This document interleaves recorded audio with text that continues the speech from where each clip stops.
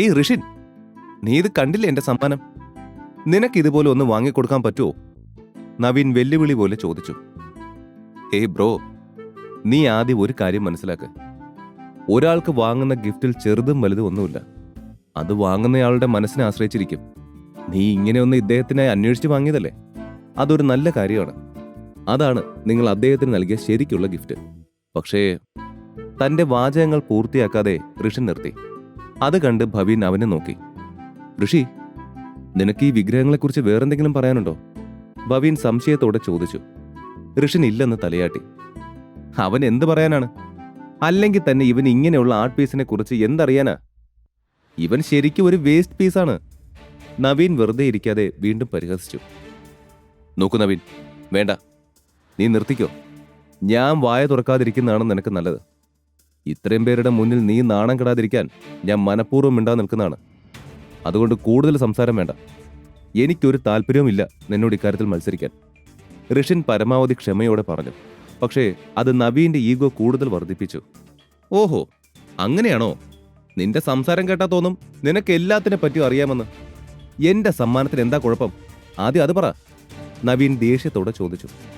ശരി, അതിനു മുമ്പ് നീ ഇത് എത്ര പൈസയ്ക്കാ വാങ്ങിയത്? ഋഷിൻ തിരിച്ചു ചോദിച്ചു. അതെന്തിനാ നീ അറിയുന്ന? എന്തായാലും നിനക്ക് സ്വപ്നം കാണാൻ പോലും പറ്റാത്ത അത്ര വലിയ തുകയ്ക്കാ ഞാനിത് വാങ്ങിയത്. നവീൻ അഹങ്കാരത്തോടെ പറഞ്ഞു. എങ്കി സോറി ടു സേ, നിന്നെ ആരോ നന്നായി പറ്റിച്ചു നവീൻ. ഋഷിൻ പരിഹാസത്തോടെ പറഞ്ഞതും എല്ലാവരും ഞെട്ടി അവനെ നോക്കി. ഋഷി, നീ എന്താ ഈ പറയുന്നത്? എനിക്കൊന്നും മനസ്സിലാകുന്നില്ല. എന്തെങ്കിലും പ്രശ്നമുണ്ടോ അതിന്? കാണുമ്പോൾ ഒന്നും തോന്നുന്നില്ല. ഭവീൻ ആശ്ചര്യത്തോടെ ചോദിച്ചു. അതിൽ എനിക്കും അത്ഭുതം തോന്നുന്നു ഭവി. ഈ വിഗ്രഹങ്ങൾ ഉണ്ടാക്കിയ ആളെ ഞാൻ ശരിക്കും അഭിനന്ദിക്കുന്നു. കാരണം അയാൾ അത്രയും കഴിവുള്ള ആളായിരിക്കും. ഋഷിൻ പറഞ്ഞത് കേട്ട് നവീൻ ദേഷ്യപ്പെട്ടു. ആ, നീ വെറുതെ ഡയലോഗ് അടിക്കാതെ ആദ്യം ഇതിൽ എന്താണ് പ്രശ്നമെന്ന് പറ. അത് വിട്ട് നിന്റെ ഇഷ്ടത്തിനനുസരിച്ച് എന്തെങ്കിലും കഥയുണ്ടാക്കല്ലേ. ക്ഷമ നശിച്ച് നവീൻ അലറി. ഇതിപ്പോ എങ്ങനെ പറയണമെന്നറിയില്ല. ഒരു കാര്യം പറയാം, ഈ വിഗ്രഹങ്ങൾ ഒരിക്കലും ആനക്കൊമ്പ് കൊണ്ട് നിർമ്മിച്ചതല്ല. വെറും പ്ലാസ്റ്റർ ഓഫ് പാരീസിൽ നിർമ്മിച്ചതാണ്. ആനക്കൊമ്പാണെന്ന് തോന്നാൻ അതിൽ ചില രാസവസ്തുക്കൾ ചേർത്തിട്ടുണ്ട്. അതുകൊണ്ടാണ് ഇതൊരു ആന്റിക് പീസ് ആണെന്ന് തോന്നുന്നത്. ബ്ലാക്ക് മാർക്കറ്റിൽ ഇതിന് നല്ല വിലയാണ് ലഭിക്കുന്നത്. നിങ്ങളെല്ലാവരും ഇതിനെക്കുറിച്ച് കേട്ടിട്ടുണ്ടാവുമെന്ന് ഞാൻ കരുതുന്നു. ഇത് അത്തരത്തിലൊന്നാണ്. ഋഷി എല്ലാവർക്കും മുന്നിൽ സത്യം പൊട്ടിച്ചു.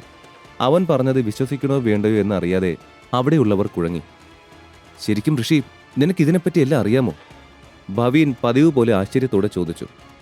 ഋഷിന്റെ ഈ കഴിവിനെക്കുറിച്ച് നേരത്തെ തന്നെ ശ്രീലക്ഷ്മിക്ക് അറിയാമായിരുന്നതിനാൽ ഈ സമയം മാത്രമാണ് അവൾ ഞെട്ടാതെ കാഷ്വലായി നിന്നത്. നീ എന്താ പറഞ്ഞത്? ഇത് ഡ്യൂപ്ലിക്കേറ്റ് ആണെന്നോ? അത്ര വലിയ ആളാണെങ്കിൽ നീ പറഞ്ഞത് നിനക്ക് തെളിയിക്കാമോ? ആളുകൾക്ക് മുന്നിൽ നാണം കെട്ട നവീൻ ദേഷ്യപ്പെട്ടു പറഞ്ഞു. വെറുതെ ഒച്ചയിടല്ലേ നവീൻ, എന്റെ കാത് വേദനിക്കുന്നു. പിന്നെ ദേഷ്യം വന്ന് അലറി വിളിക്കുമ്പോൾ നിന്റെ കൂൾ ലുക്ക് മാറി വല്ലാതെ പരുഷമായി. ഇത് നിനക്ക് ചേരുന്നില്ല. അല്ല, നിനക്ക് എന്താ വേണ്ടത്? ഞാൻ പറഞ്ഞത് തെളിയിക്കണോ?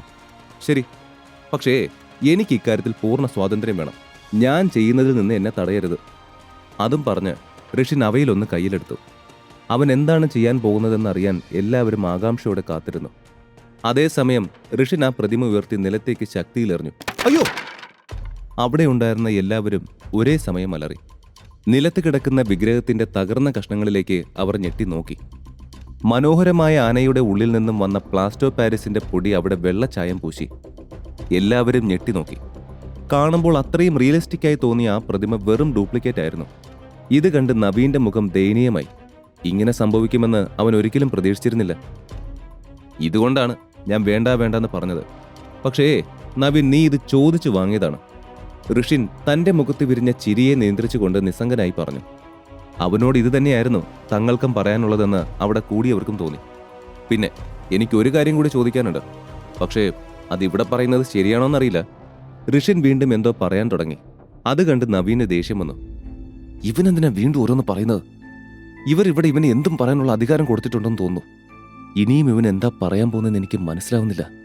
നവീൻ ആശങ്കയോടെ ഋഷിനെ നോക്കി.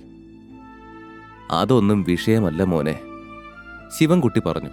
അത് തനിക്കുള്ള സമ്മതമാണെന്ന് മനസ്സിലാക്കി ഋഷിൻ പറഞ്ഞു. നമ്മുടെ നാട്ടിലെ നിയമം അനുസരിച്ച് ഇത്തരം വന്യമൃഗങ്ങളുടെ കൊമ്പും തോലും ഒക്കെ വീട്ടിൽ വെക്കുന്നത് കുറ്റകരമാണ്. ചിലതിന് പെർമിഷൻ കിട്ടും. പക്ഷേ ഇതൊക്കെ അറിഞ്ഞിട്ടാണോ നവീൻ ഇത് വാങ്ങിയത്? അതോ മനഃപൂർവ്വം?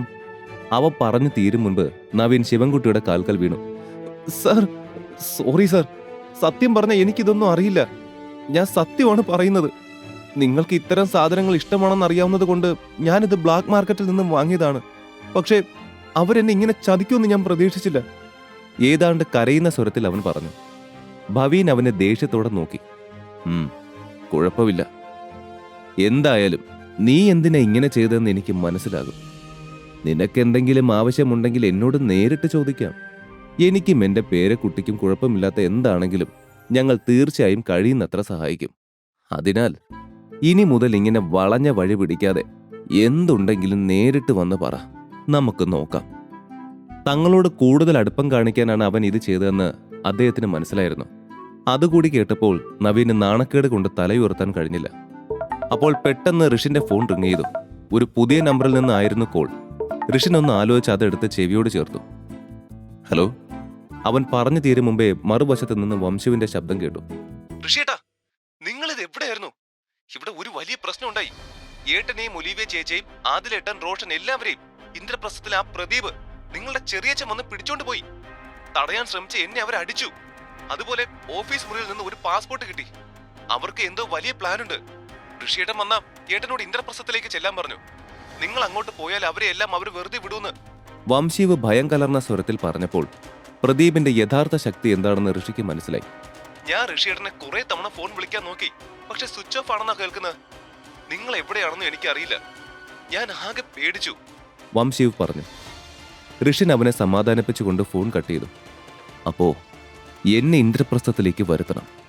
അതിനുവേണ്ടി അവരിങ്ങനെയൊക്കെ പ്ലാൻ ചെയ്യണോ? എന്നിൽ നിന്ന് എന്തോ അവർക്ക് നേടാനുണ്ട്. അതിനാണ് അവരിങ്ങനെയൊക്കെ ചെയ്യുന്നത്. അതിന് എന്റെ കൂട്ടുകാരെ വെച്ചാണ് കളിക്കുന്നത്. ഋഷി തന്റെ കുടുംബത്തെക്കുറിച്ച് ദേഷ്യത്തോടെ ചിന്തിച്ചു. അപ്പോഴാണ് അവൻ മറ്റൊന്നോർത്തത്. എന്റെ കൂട്ടുകാരിവിടെ പിടിച്ചു വെച്ച സ്ഥിതിക്ക് അപ്പോ എന്റെ അച്ഛൻ്റെ അമ്മയുടെയും കാര്യമോ? അതോർത്തപ്പോൾ അവന് ശരിക്ക് ശ്വസിക്കാൻ പോലും കഴിഞ്ഞില്ല. തന്നെ വരുത്താനായി മുത്തച്ഛൻ ഈ നിലയിലേക്ക് താഴുമെന്ന് അവൻ ഒട്ടും കരുതിയില്ല. ഭവീൻ അവന്റെ മുഖത്തേക്ക് നോക്കി നിൽക്കുകയാണ്. അവന്റെ ഭാവം മാറിയത് കണ്ട് അവൻ ചോദിച്ചു. എന്താ ഋഷി, എന്തെങ്കിലും പ്രശ്നമുണ്ടോ? യെസ് ഭവി, ഒരു പ്രശ്നമുണ്ട്. ഈ അവസ്ഥയിൽ എന്നെ സഹായിക്കാൻ നീ അല്ലാതെ മറ്റാരുമില്ല. നീ നിന്റെ ആളുകളെ കൂട്ടി എന്റെ കൂടെ ഒരിടം വരെ വരണം. നീ എന്നെ ഒന്ന് ഹെൽപ്പ് ചെയ്യോ? ഋഷിൻ പ്രതീക്ഷയോടെ അവനെ നോക്കി. നിനക്ക് വേണ്ടി ഞാൻ എന്തും ചെയ്യും. എവിടെ പറഞ്ഞ ഞാൻ, നീ പറ. ഭവീൻ വികാരഭരിതനായി പറഞ്ഞു. എനിക്ക് പോകേണ്ടത്. ഋഷിൻ അവന്റെ ചെവിയിൽ പോകേണ്ട സ്ഥലം മന്ത്രിച്ചു. അവൻ പറഞ്ഞത് കേട്ട് ഭവീൻ ഞെട്ടിപ്പോയി. ഇതേ സമയം ഇന്ദ്രപ്രസ്ഥം വീട്ടിൽ കുടുംബത്തിലെ എല്ലാ അംഗങ്ങളും ഒത്തുകൂടി. കുടുംബനാഥൻ ദേവേന്ദ്രവർമ്മ വാക്കിംഗ് സ്റ്റിക്ക് പിടിച്ച് ഗൗരവഭാവത്തിൽ ഇരിക്കുകയായിരുന്നു. അതേ ഹാളിൽ ഋഷിന്റെ മാതാപിതാക്കളും ലക്ഷ്മൺ, ഒലീവിയ, ആദിൽ, റോഷൻ എന്നിവരും ഒരു നീണ്ട ബെഞ്ചിൽ ഒരുമിച്ചിരിക്കുകയാണ്. ഇവരുടെ കൈകാലുകൾ ബലമുള്ള കയറുകൊണ്ട് ബന്ധിച്ച നിലയിലായിരുന്നു. കുടുംബത്തിലെ എല്ലാ ചെറുപ്പക്കാരും അവർക്ക് ചുറ്റും നിൽക്കുകയാണ്. മറ്റുള്ളവർ സോഫയിലിരിക്കുന്നു. എല്ലാവരും ദേവേന്ദ്രവർമ്മയെ നോക്കി. അയാൾ പ്രദീപിനെ നോക്കി തലയാട്ടി. പ്രതാപേട്ട, ഉമാദേവി, നിങ്ങൾക്ക് ആ ചെക്കനെ നല്ലത് പറഞ്ഞ് വളർത്താൻ പറ്റിയില്ല. അവൻ സ്വന്തം കുടുംബത്തെ നശിക്കുന്ന കാര്യങ്ങൾ വീണ്ടും വീണ്ടും ചെയ്തുകൊണ്ടിരിക്കുന്നു. അങ്ങനെ ചെയ്താ ഇവിടുന്ന് എന്ത് ശിക്ഷ കിട്ടുമെന്ന് ആ പയ്യൻ അറിയില്ലേ? നീയല്ലേ അവനെ പറഞ്ഞ് മനസ്സിലാക്കേണ്ടത്. നോക്കിക്കോ, അവന്റെ കൂടെ നീയും അവനെ സഹായിച്ചതിന്റെ ശിക്ഷ അനുഭവിക്കേണ്ടി വരും. ഒരു ദയയുമില്ലാതെ പ്രദീപ് സംസാരിച്ചു. ഇപ്പോൾ അവന്റെ യഥാർത്ഥ മുഖം മറ്റുള്ളവർക്ക് മുന്നിൽ കാണിക്കാൻ തുടങ്ങി. ഇത്രയും നാളും പണത്തിന് വേണ്ടി ഋഷിനോട് അഭിനയിക്കുകയായിരുന്നു. ഇപ്പോൾ കാര്യം കഴിഞ്ഞപ്പോൾ അവൻ അവന്റെ മുഖം മൂടി നീക്കി. ഇല്ല പ്രദീപ്, എനിക്കുറപ്പുണ്ട്. എന്റെ കുട്ടി ഒരു തെറ്റും ചെയ്യില്ല, പ്രതാപ് ഉറച്ചു പറഞ്ഞു. ഹേയ് ചേട്ടാ. ഈ കഥ തുടർന്ന് കേൾക്കുന്നതിനായി ഇപ്പോൾ തന്നെ പോക്കറ്റ് FM ആപ്പ് ഇൻസ്റ്റാൾ ചെയ്യൂ. Link in description.